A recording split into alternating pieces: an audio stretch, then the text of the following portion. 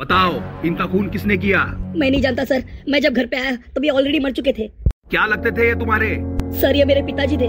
ओह, तो तुम उनके बेटे हो? हाँ सर। घर में और कौन कौन रहता है तुम्हारे?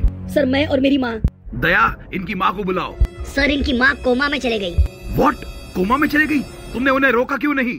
सर हमारे आने से पहले ही वो कोमा में जा चुकी थी। पिताजी का खून और माँ कोमा में चली जाती है?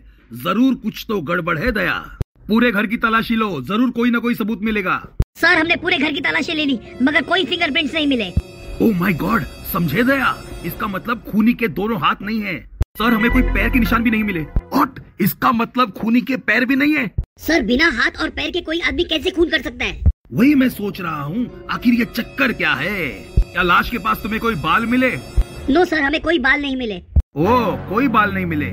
ले चलो इसे पूछताछ के लिए और लाश को भेज दो साळुंके के पास। मगर सर मैंने खून नहीं किया। हर खूनी यही बोलता है कि खून उसने नहीं किया। पता कर लेंगे हम। बताओ, तुमने खून क्यों किया? सर मैंने खून नहीं किया। तो लाश के पास बाल क्यों नहीं मिले?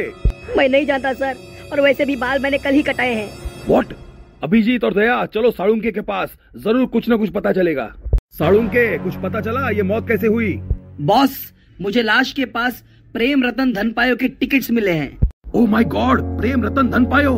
इसका मतलब समझे अभिषेक और दया, इसका मतलब इस बेचारे ने जरूर आत्महत्या की है। मगर सर मरने के तो काफी तरीके हैं। कोई आदमी प्रेम रतन धनपायो के टिकट्स क्यों लेगा? बात बिल्कुल सही कह रहे हो दया। चलो उसके बेटे से पूछते हैं।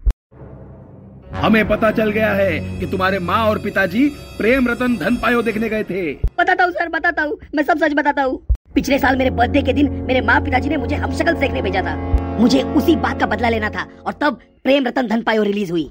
मगर सर मैं ये नहीं जानता था कि प्रेम रतन धनपायो देखने के बाद ये सब हो जाएगा। अब तुम्हें होगी 14 साल की फांसी और फिर मैं तुम्हें जेल में डालूंगा।